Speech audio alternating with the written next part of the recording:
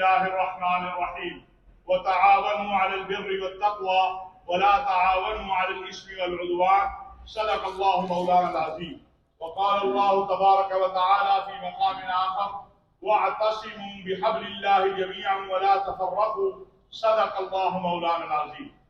سب سے پہلے آپ دوستوں کا شکریہ، آپ ہماری دعوت پر تشریف لائے۔ آج پوری دنیا میں جہاں خطبات جمعہ اہل فلسطین کے ساتھ اظہار ہمدردی، اسرائیلی جارحیت کی مذمت اور اپنے فلسطینی بھائی بہنوں کو تعاون جو قدر استطاعت ہے اس پر خطبات جمعہ ہوئے ہیں، وہاں پاکستان میں پیغام پاکستان کے حوالے سے بھی علماء مشائخ نے خطبات جمعہ میں گفتگو کی ہے۔ پیغام پاکستان کے تمام مکاتب فکر اور تمام مذاہب کے قائدین کا ایک مشترکہ بیانیہ اور فتویٰ ہے۔ بہت محنت کے بعد پاکستان کے علماء مشائخ نے اس کو تیار کیا۔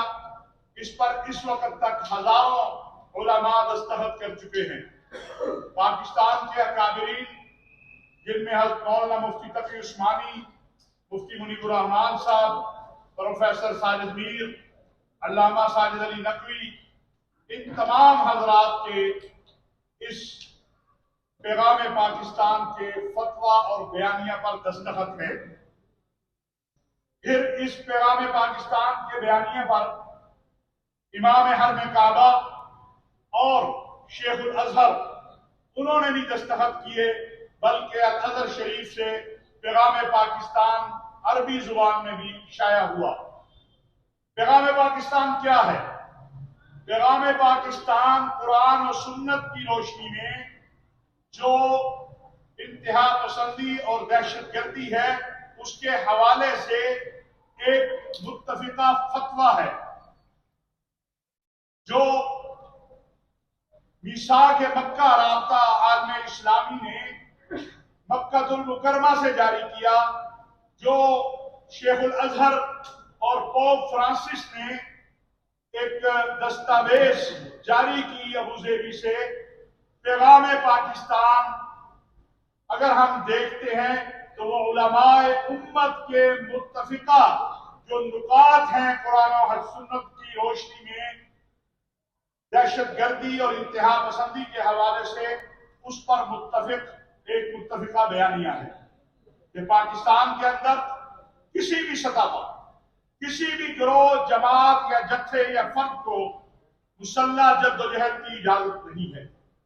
پاکستان کی عوام، ریاستی اداروں، پاکستان کی فوج، سلامتی کے اداروں پر حملے کرنا یہ نہ صرف یہ کہ غیر شرعی ہے بلکہ حکومت پاکستان اور ریاست پاکستان کی ذمہ داری ہے کہ وہ ایسے عناصر کے خلاف کارروائی کریں جو پاکستان کو عدم استحکام سے دوچار کرنا چاہتے ہیں۔ پیغام پاکستان تمام مکاتب فکر اور تمام مذاہب کو آئین اور قانون کی روشنی میں جو ان کے حقوق طے ہیں وہ جینے کا حق دیتا ہے۔ پیغام پاکستان میں تمام مکاتب فکر کے علماء، مشائخ اور تمام مذاہب کے قائدین نے ریاست پاکستان کو یہ ذمہ داری، ریاست پاکستان کی اس ذمہ داری کو تسلیم کیا ہے کہ ملک میں امن و امان کے حوالے سے وہ جو اقدامات بھی اٹھائے اس میں ہم ان کے معاون ہوں گے جو آئین اور قانون کے دائرے میں ہیں۔ آئین پاکستان کی اساس کیا ہے؟ وہ قرآن و سنت ہے۔ پاکستان کا آئین، قانون اور دستور قرآن و سنت کے تابع ہے اور پاکستان میں کوئی بھی ایسی قانون سازی جو قرآن و سنت کی تعلیمات کے خلاف ہو وہ نہیں ہو سکتی ہے۔ آپ نے دیکھا کہ گزشتہ 2 ہفتوں کے دوران پاکستان کے اندر دہشت گردی کے حملوں میں اضافہ ہوا۔ ہمارے فوج کے جوان اپنی شہادتیں خواہ وہ خیبر پختونخوا میں ہوں، خواہ وہ بلوچستان میں ہوں، خواہ وہ پنجاب میں ہوں یا سندھ میں ہوں، وہ اپنی شہادتیں دے کر پاکستان کی بنیاد کو اور پاکستان کے امن اور استحکام کو مضبوط بنا رہے ہیں۔ آپ نے یہ بھی دیکھا کہ میاں والی میں کوشش کی گئی کہ پاکستان کی جو ایئر بیس ہے اس پر حملہ میں کہ پاکستان کے جو اثاثے ہیں ان کو نقصان پہنچایا جائے۔ الحمدللہ ہماری فوج، سلامتی کے اداروں، فضائیہ کے جوانوں نے اسے ناکام بنایا۔ پوری قوم دہشت گردی اور انتہا پسندی کے خلاف پیغام پاکستان کے بیانیے کو لے کر آگے بڑھ رہی ہے۔ کسی بھی شخص کو یہ حق حاصل نہیں ہے کہ وہ کوئی ایسا فتویٰ صادر کرے جو قرآن و سنت کی تعلیمات کے خلاف ہو۔ اسی طرح میں یہ بات بھی عرض کرنا چاہتا ہوں کہ ایک منظم پلان ہے کہ مسلم دنیا کے وہ ممالک جو مضبوط ہیں، طاقتور ہیں، ان کو کمزور کیا جائے۔ اس لیے ان ملکوں کے اندر فرقہ وارانہ اور نسلی اور مختلف عصبیتوں کو ہوا دی جاتی ہے۔ الحمدللہ پاکستان کے تمام مکاتب فکر کے علماء مشاہد نے، ہاں وہ کوئی بھی فرقہ وارانہ تشدد کی سازش ہوئی ہے یا مسلم مسیحی یا اور دیگر مذاہب سے تصادم کی، اس کو مل کر ناکام بنایا ہے۔ آج پورے ملک کے اندر سے ایک آواز ہے کہ انتہا پسندی اور دہشت گردی کا اسلام سے اور مسلمانوں سے کوئی تعلق نہیں ہے۔ اسلام بے گناہوں کو قتل کرنے والوں سے بری ہے، اور قرآن کا یہ حکم پوری دنیا کے سامنے آسمان پر چمکتے ہوئے چاند کی طرح واضح ہے کہ جس نے کسی ایک انسان کو قتل کیا، کسی ایک جان کو قتل کیا، اس نے پوری انسانیت کو قتل کیا۔ آج جہاں ہمیں پیغام پاکستان کے ذریعے وحدت کا پیغام دیا ہے، وہاں ہم یہ سمجھتے ہیں کہ جو امت مسلمہ کے مسائل اور جو امت مسلمہ کے مسائل ہیں، ہاں وہ فلسطین ہے، کشمیر ہے یا دیگر مسائل ہیں، اس کا حل بھی وحدت امت میں ہے۔ پاکستان کے وزیر اعظم OIC کے اجلاس میں شرکت کے لیے ریاض چلے گئے۔ کل عرب لیگ کا اجلاس بھی ریاض میں ہو رہا ہے، پرسوں OIC کا اجلاس ہو رہا ہے۔ پوری مسلم امہ اور عالمی دنیا کی نظریں ریاض کی طرف لگی ہوئی ہیں۔ ہم امید کرتے ہیں اور ہماری توقع ہے اور ہماری خواہش ہے اور ہماری دعا ہے کہ اللہ تبارک و تعالی ریاض سے ہماری مسلم قیادت کو ایسا فیصلہ کرنے کی توفیق دے جس سے مسلم امہ کے یہ جو زخموں سے خون بہ رہا ہے، اس پر صرف مرہم پٹی نہ ہو بلکہ اس کا مستقل حل نکلے۔ فلسطینیوں کو ایک آزاد خود مختار ریاست ملے جس کا دارالخلافہ القدس ہو۔ میں یہ بھی واضح کرنا چاہتا ہوں کہ یہ جو ایک بے بنیاد پراپیگنڈا کیا جاتا ہے کہ پاکستان نے اپنی پالیسی کو فلسطین کے مسئلے پر تبدیل کیا ہے، پاکستان کی پالیسی وہی ہے جو قائد اعظم محمد علی جناح رحمت اللہ علیہ نے دی تھی، اور آپ نے دیکھا کہ کل ہمارے وزیر اعظم نے یہ بات دنیا کے سامنے رکھی ہے کہ جس طرح فرعون اپنے دور میں بچوں کا قتل عام کر رہا تھا، آج اسرائیلی بھی اسی طرح بچوں کا قتل عام کر رہے ہیں، اور مسئلہ فلسطین پر دو موقف کو بیان کیا ہے۔ انشاءاللہ OIC کے سربراہی اجلاس میں بھی پاکستان اپنے موقف کو بھرپور انداز میں بیان کرے گا، اور یہ ریاست پاکستان کا موقف ہے جس کا وزیر اعظم اور ہمارے سپہ سالار جنرل حافظ سید عاصم منیر نے فلسطین کے سفیر کے ساتھ اور کور کمانڈر میٹنگ کے بعد اپنے موقف میں اظہار کیا ہے۔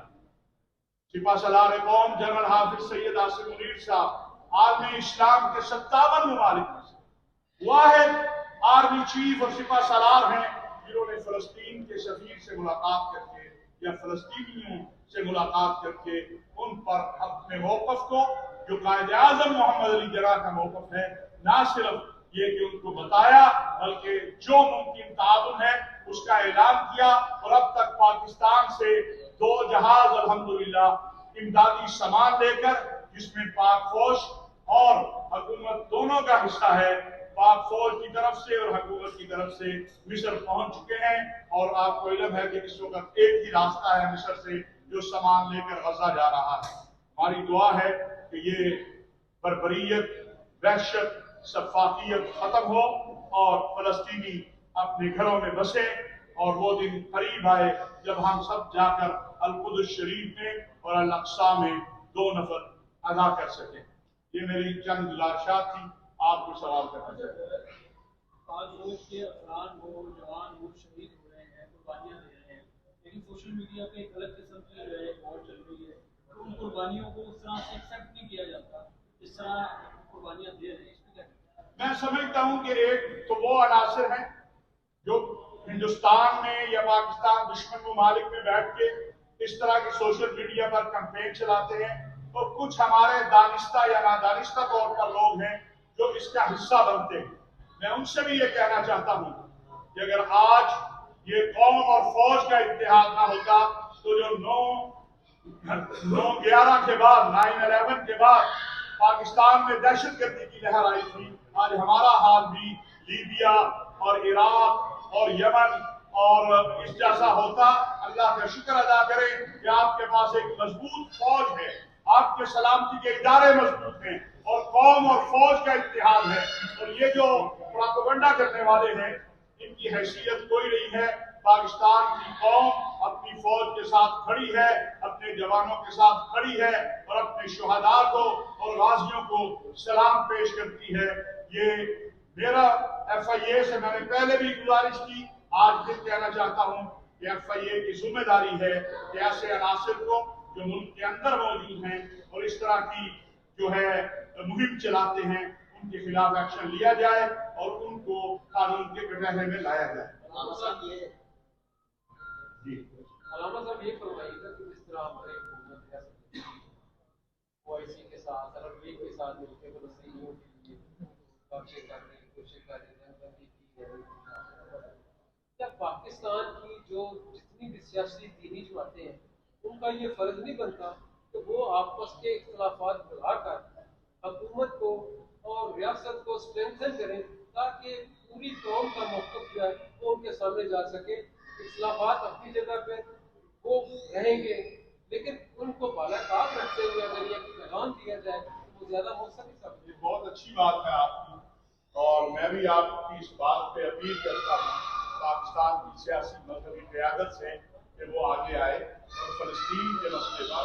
اپنے اس موقف کو، اپنی اس پالیسی کو جو پاکستان کی پالیسی ہے، جو ہم سب کی پالیسی ہے، اس کو لے کر آگے بڑھے۔ اس حوالے سے اپنی حکومت کو بھی، اپنی ریاست کو بھی مضبوط کریں، اور دنیا عالم اور دنیا اسلام کو بھی پیغام دیں کہ ہم اس دہشت گردی اور بربریت جو کچھ اسرائیل کر رہا ہے اس کے خلاف نہ صرف یہ کہ ایک ہے بلکہ اس کو کسی صورت قبول نہیں کریں گے۔ علامہ صاحب یہ بتائیں کہ ہم کشمیر کے لیے، افغانستان کے لیے، فلسطین کے لیے مذہبی جماعتیں ہوئی ہیں، سیاسی جماعتیں ہوتے ہیں، ہماری عوام مہنگائی میں دہشت گردی کی لپیٹ میں ہے، تو اس طرف موجودہ حکومت کو اسٹیبلشمنٹ کو بھی توجہ دینی چاہیے کہ لاکھ کی طرف یہ دیکھیے کہ عوام کو ریلیف ملے۔ ملک ٹوٹ گیا ہے، اس میں مذہبی جماعتیں کے وہ سیاسی جماعتیں کے تھرو وہاں کے نظام تراشی یہاں کے ملک کو دیکھیے نگران حکومت کے دور میں 50 روپے ڈالر نیچے آیا ہے، پیٹرول بھی حالات کے مطابق آج بھی نیچے آیا ہے۔ جو کر سکتی ہے نگران حکومت اسے کرنا چاہیے، اور وہ کر بھی رہی ہے۔ مستقل یہ جو ہمارے ہاں اس وقت بحران ہیں یہ 1 ماہ یا 1 سال یا 2 ماہ کے نہیں ہیں، یہ مستقل علاج چاہتے ہیں، اور مستقل علاج تو مستقل حکومت ہی آ کے کرے گی، لیکن نگران حکومت سے جو ممکن ہو رہا ہے وہ کر رہی ہے، اور انشاءاللہ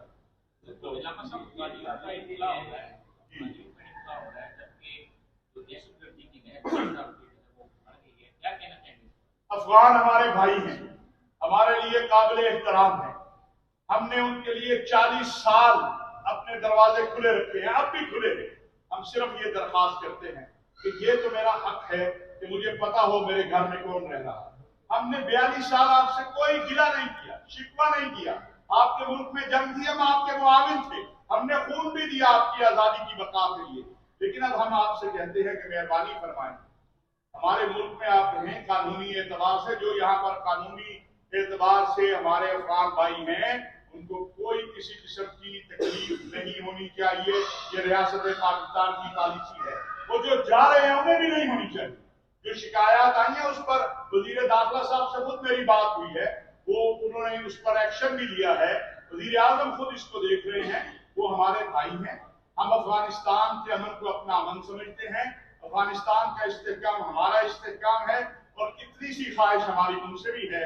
कि आप भी पाकिस्तान के अमन को अपना अमन समझे। और ये जो अल्फाजबाजी है, धमकीबाजी है, ये जो सख्त बयानात हैं, इससे कुछ नहीं मिलेगा। मुझे पता है मेरे बहुत सारे नौजवान दोस्त वहां मुजरा हैं जो अभी नौजवान हैं, काश वो अपने बड़ों से पूछें कि पाकिस्तान ने अफगानिस्तान के लिए कितनी कुर्बानी दी। ये बताएं कि आप समझिए आप कहोगे कि हालात में इलेक्शन वक्त में होंगे।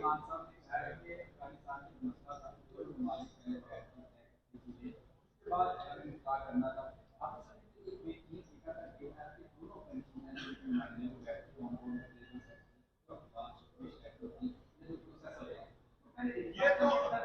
नहीं, देखिए ये तो बहुत अच्छा 2-2.5 माह पहले, बल्कि 3 माह पहले हमारे सिपा सलार जनरल हाफिज सईद आसिफ मुनीर साहब ने ये बात कही। जब बात पाकिस्तान की हुकूमत की और अफगान हुकूमत के दरमियान में किससे बात की, तो पाकिस्तान तो कभी भी बातचीत से, हम तो कश्मीर के मसले पर हिंदुस्तान से बातचीत को तैयार है कि वो आए कश्मीर के मसले पर बात करें। अफगान तो हमारे भाई हैं, हमारे दिल के करीब हैं, हमें बहुत अजीज हैं। तो लेकिन आपके पास चूंकि एकतरफा खबर है, हमारी तमाम गुजारिश हम ये समझते हैं, हमारी रियासत और हुकूमत ये समझती है कि हमारे बहुत सारे मुस्बत इक़दामात के बावजूद जो हम चाह रहे हैं उस तरफ बात आगे नहीं बढ़ रही। लेकिन फिर भी मुज़ाकरात के दरवाजे कभी पाकिस्तान ने बंद नहीं किए और आप भी किसी न किसी सतह पर हमारे लोगों के अफगान हुकूमत के ज़ुआमा से राब्ते हैं। और ऐसी बात नहीं है, ये जो एक तसव्वुर पैदा करने की कोशिश की जा रही है कि पाकिस्तान और अफगानिस्तान के दरमियान को बहुत बड़ा खुदा न खास्ता महाज है, कोई महाज नहीं है। वो हमारे भाई हैं, हम उनके भाई हैं। भाइयों के दरमियान गिले शिकवे होते हैं, हम मिलकर उसको दूर करना चाहते हैं और उसके लिए हमारे दरवाजे खुले हैं। हमारा सिर्फ इतनी गुजारिश है कि अफगानिस्तान में जो लोग बैठ के पाकिस्तान के अमन से खेल रहे हैं उनके खिलाफ कार्रवाई करना अफगानिस्तान की जिम्मेदारी है, और जो अगर पाकिस्तान में बैठ के कोई अफगानिस्तान के अमन से खेलेगा उसके खिलाफ कार्रवाई करना हमारी। सर ये बताएं कि इलेक्शन की डेट अनाउंस हो गई, लेकिन देखा ये जा रहा है कि आपका सारा लेकिन में रही क्यों है? ये चुनाव को दबाने के लिए जो सोशल मीडिया पे रेटिंग भी गई है, तो वो एक बात की काफी ज्यादा गई है। इलेक्शन भी हो सकते हैं, पार्टी सकती है, सिर्फ एक जमात को दबाने के लिए। ये चीफ इलेक्शन कमिश्नर साहब से आता है।